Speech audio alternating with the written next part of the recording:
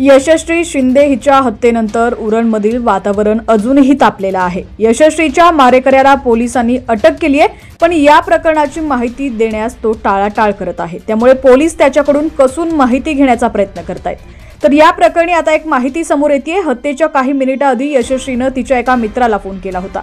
त्याच्याकडे ती गयावया करत होती अशी धक्कादायक माहिती समोर आली। त्यामुळे एकच खळबळ उडालेली आहे।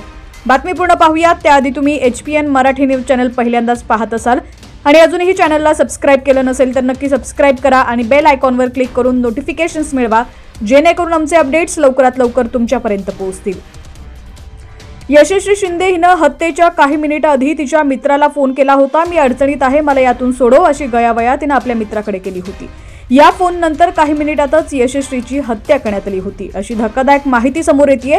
यशश्रीने हत्येपूर्वी कुणाकुणाला फोन केला होता याची आता पोलीस चौकशी करणार असून त्यातून अजून बरीच माहिती समोर येण्याची शक्यता वर्तवली जाते। दाऊद शेख हा यशश्रीकडे लग्नासाठी तगादा लावला होता, तिच्यावर दबाव टाकत होता, पण त्याला यशश्रीनं नकार दिला। मला भेटायला आली नाहीस तर आपले फोटो फेसबुकवरती टाकेल अशी धमकी त्यानं यशश्रीला दिली होती। आरोपीनं काही फोटो फेसबुकवरती टाकलेही होते, पण नंतर त्यानं हे फोटो डिलीट केले होते अशी माहिती मिळते। यशश्री आरोपीपासून पिछा सोडवण्याचा प्रयत्न करत होती असं पोलिसांचं म्हणणं आहे। यशश्रीनं दाऊदपासून पिछा सोडवण्यासाठी त्याचा नंबर ब्लॉक केला होता। त्यानंतरही दाऊद शेख हा मोहसिनच्या मोबाईलवरून तिला कॉल करायचा। हत्येच्या एक दिवस आधीही दाऊद तिला भेटला होता। त्यानंतर हत्ये दिवशीही तिला भेटायला आणि तिची हत्या केली असल्याचं पोलिसांना सांगितलं।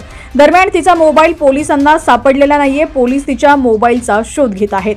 दरम्यान दाऊद आणि यशश्री यांची शालेय जीवनापासून मैत्री होती। दाऊदनं तिला लग्नाची मागणी घातली होती, तसंच तिच्या मागे लग्नाचा तगादाही लावला होता। दाऊदला यशश्री बरोबर बंगळुरूमध्ये स्थानिक व्हायचं होतं, पण तिने नकार दिला होता, त्यामुळेच त्याने तिची हत्या केल्याचं सांगितलं जात आहे। दरम्यान यापूर्वी म्हणजेच 2019 मध्ये यशश्रीच्या नातेवाईकांनी दाऊदच्या विरोधात पोलिसात तक्रार दाखल केली होती।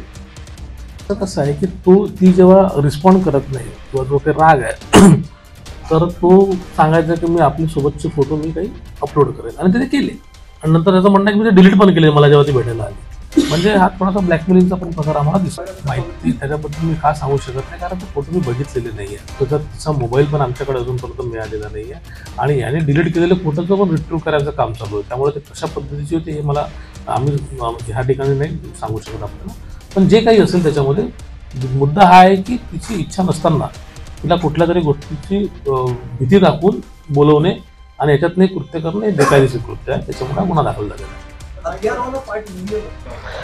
मित्राला फोन केल्यानंतर त्याचा फोन त्याने उचलला नाही, कारण तो जॉबवर होता, ड्रॉवरमध्ये होता, म्हणून तिने त्या मित्राच्या काकाला फोन केला। काकाला फोन केल्यानंतर हा परत त्या नंबरवरती ट्राय करत होता। त्याच्या म्हणण्यानुसार तिचा नंबर लागत नव्हता किंवा ती उचलत नव्हती, म्हणून त्याने परत ह्या मित्राला कॉल करून कळवलं की असा तिचा फोन आला, तो जरा बघतायत काय मी रेंजमध्ये नाही आहे नीट।